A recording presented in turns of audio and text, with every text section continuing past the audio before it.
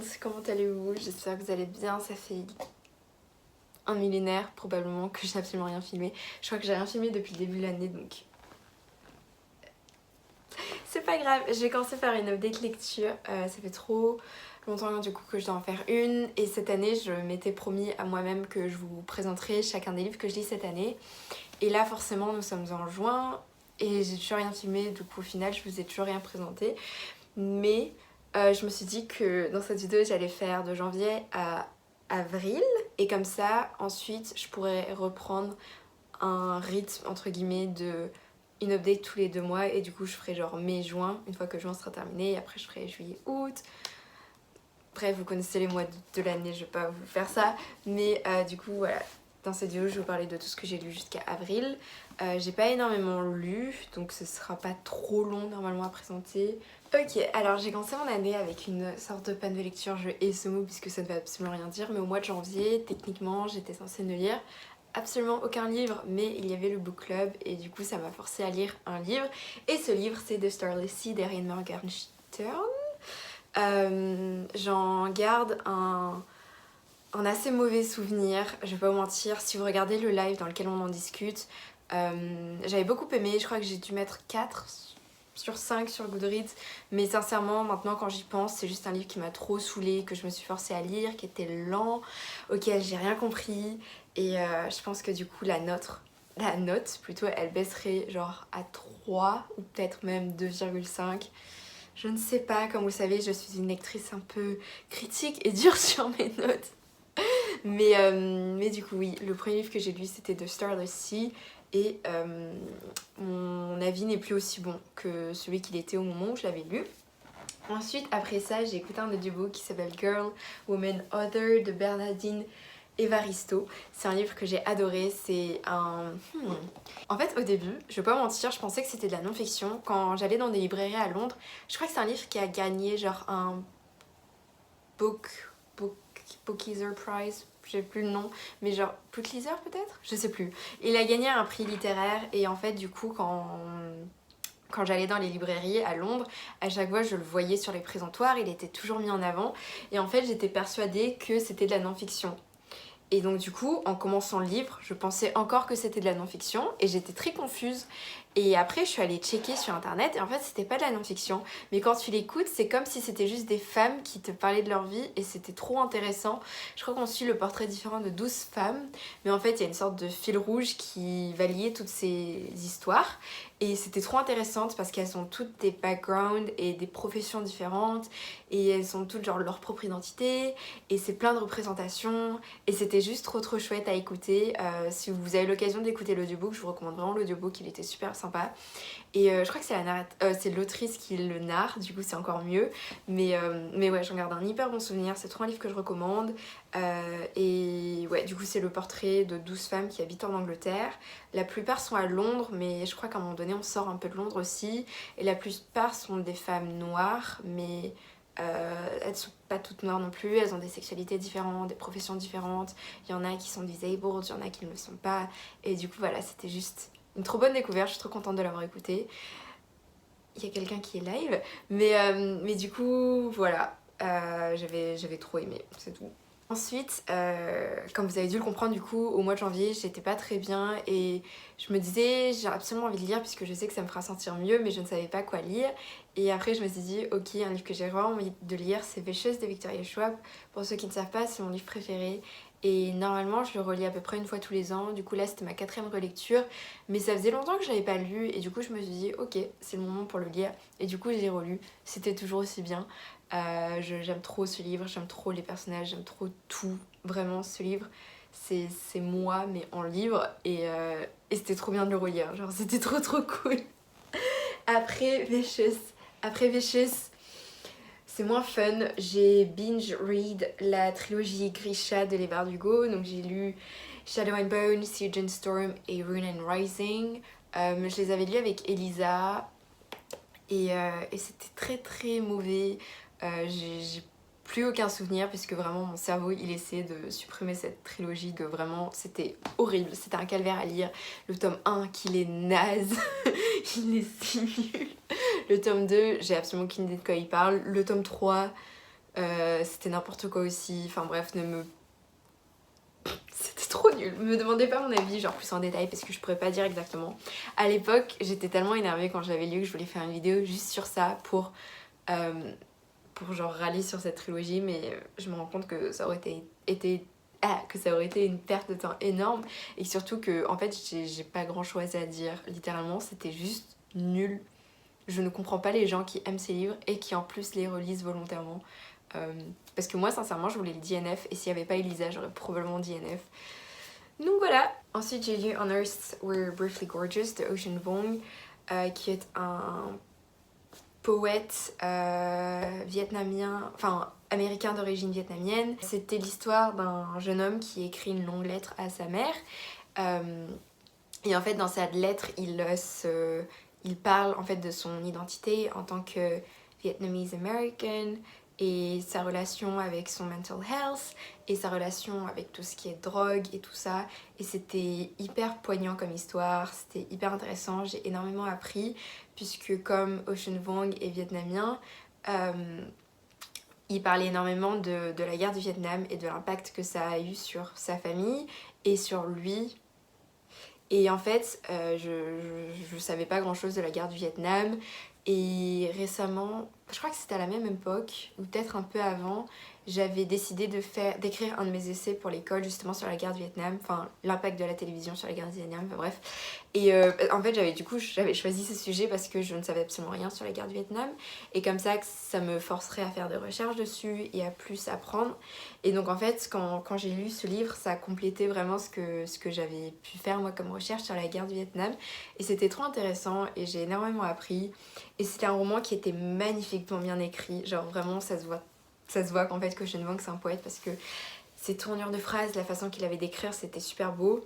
Après vers la fin c'était un peu genre confusing au niveau du plot et je comprenais pas trop ce qui se passait mais je garde un excellent souvenir de ce livre et j'avais vraiment aimé et je vous le recommande beaucoup. Ensuite j'ai lu Here the Whole Time de Victor Martin parce que je voulais lire un peu de YA et que celui-ci c'était une YA qui normalement me plairait et qui m'intéressait énormément en fait, que je voulais lire depuis un bon bout de temps. Vous remarquerez que je lis plus trop de YA maintenant parce que c'est plus forcément un genre qui m'intéresse et que je me suis genre lassée de tout. Si vous regardez les notes que je mettais l'an dernier au livre que je lisais, il y avait très beaucoup de mauvaises notes puisqu'en fait c'est pas des romans qui m'intéressent et je me convainc. Enfin, genre, j'étais en train de me convaincre que ça m'intéressait tout ça, mais en fait, ça ne m'intéresse plus, tout simplement. Mais du coup, j'ai lu Here the Whole Time. C'est une romance entre un gars qui est gros et qui est amoureux d'un de ses voisins en fait, qui habite sur le même étage. Et un jour, le voisin va devoir habiter avec lui pendant genre une semaine. Et pendant cette semaine, forcément, il va y avoir des tensions entre les deux et ils vont tomber amoureux puisque c'est une romance. Et voilà, c'était très mignon, c'était tout doux. Franchement, j'ai pas de trucs négatifs à dire, sauf pas que forcément c'est une romance, qu'à un moment donné, je m'en suis lassée. Mais ouais, j'ai trop aimé les personnages, ils étaient trop mignons. Et c'était... Non, c'était trop frais, même comme contemporain, c'était frais à lire, comme YA. Et j'ai beaucoup aimé, je recommande beaucoup si vous cherchez des YA à lire. C'est un roman qui est d'origine... l'auteur, il me semble qu'il est brésilien, du coup, le roman a été écrit d'abord en portugais et ensuite il a été traduit en anglais. Et malheureusement, je crois pas qu'il est prévu d'être traduit en français. Mais voilà, si vous lisez en anglais, de toute façon c'est hyper simple, c'est un contemporain YA, c'est super simple à lire, donc je vous le recommande beaucoup. Ensuite, j'ai lu Kim Ji-young, Born 1982 de Cho Nam-joo, qui est une autrice coréenne et c'est un roman que je voulais vraiment lire puisque c'est un livre qui a eu énormément de succès en Corée et c'est un roman aussi qui a été notamment recommandé par Namjoon et du coup voilà, je voulais vraiment lire ce livre et je l'ai lu et je suis trop contente. C'est un livre sur la place de la femme dans la société coréenne et en fait on suit Kim Ji-young du moment où elle est née il me semble, ou peut-être genre juste la maternelle jusqu'au moment présent, donc la société aujourd'hui, puisque comme elle est née en 1982, aujourd'hui elle aurait genre 30-40 ans, enfin bref, mais du coup le livre a été publié je crois il y a 10 ans, un truc comme ça, enfin bref, j'ai pas envie de faire de maths, mais du coup quand elle est à l'âge adulte et à l'âge de travailler, et en fait du coup c'est un peu un roman qui nous fait suivre l'évolution de la place de la femme coréenne dans la société. Elle grandit et elle arrive à son travail et il y a toute cette question de la maternité et du fait que si par exemple elle tombe enceinte, elle n'aura pas vraiment d'arrêt de travail, je sais pas comment le dire, mais genre que du coup ce serait à elle d'abandonner son travail pour que son mari puisse encore continuer à travailler puisque elle est censée s'occuper de l'enfant. Et du coup il y a plein de trucs comme ça où à un moment donné il y a un problème aussi avec son patron et c'était trop intéressant comme livre, j'ai trop aimé et je vous le recommande énormément si vous êtes intéressé par tout ce qui est la place de la femme dans une société qui n'est pas occidentale, puisqu'en Asie, à cause du Confucianism, et surtout genre en Chine, en Corée, au Japon, la place de la femme historiquement, et c'est vraiment genre ancré en fait dans la tradition que la place de la femme a toujours été inférieure à l'homme et que la femme était censée toujours être dévouée à sa famille et à son pays avant de penser à elle-même. Et donc du coup historiquement en fait ça a toujours été comme ça, et dans les sociétés chinoises, dans les sociétés asiatiques pardon, et notamment du coup dans la société coréenne c'est encore hyper prominent.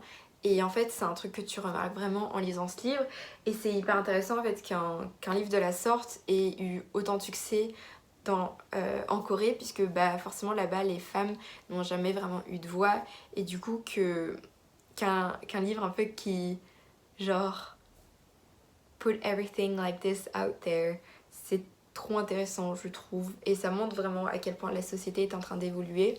Mais ouais, du coup moi j'ai énormément appris. C'est aussi trop intéressant parce que comment elle s'appelle, Cho Nam-joo, elle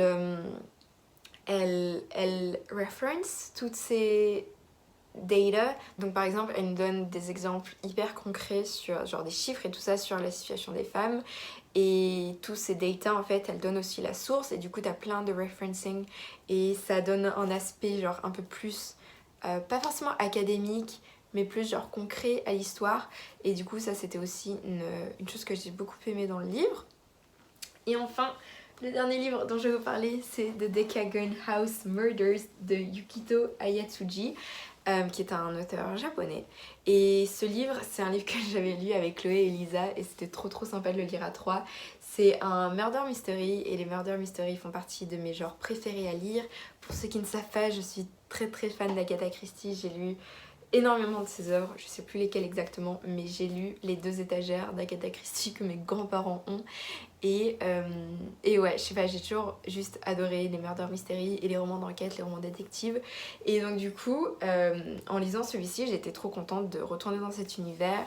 C'est l'histoire d'un groupe d'étudiants qui sont fans de murder mystery, qui décident d'aller camper entre guillemets sur une île où a eu lieu un incendie qui a tué des personnes, et ils vont décider d'y aller, sauf que ils vont commencer à se faire tuer un par un sur cette île, et donc du coup il y a toute cette sorte d'enquête pour découvrir qui est le tueur. Ça m'a énormément rappelé And Then There Were None de Agatha Christie, qui est un de mes classiques préférés, et dans le livre il le référence beaucoup, et en fait c'est un peu ce roman c'est un peu une sorte d'ode en fait à tous ces grands auteurs de murder mystery, et c'était juste trop bien à lire. Et j'ai trop aimé, et la fin elle était géniale, genre c'était si bien. Il y avait des trucs encore que j'avais pas compris, mais du coup Chloé elle nous avait expliqué, et genre ça m'a trop ouvert les yeux sur certains trucs. Mais ouais, j'ai trop aimé ce livre, c'était trop bien, j'ai trop envie de relire plus de murder mystery maintenant. Et voilà, je vous le recommande beaucoup si vous êtes intéressés. Il a été traduit en français aussi, et voilà, c'était vachement sympa, j'ai beaucoup aimé. Would highly recommend. Et voilà, c'était tout pour cette update. Je n'ai parlé que de 12 livres au final, puisque j'ai lu 12 livres en 4 mois, ce qui me ferait 3 livres de moyenne par mois, ce qui est un peu la loose.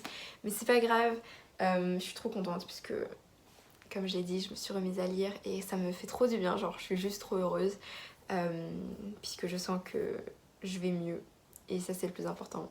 Donc voilà, merci beaucoup d'avoir regardé cette vidéo. Je vous fais de gros bisous et je vous dis à bientôt. Ciao.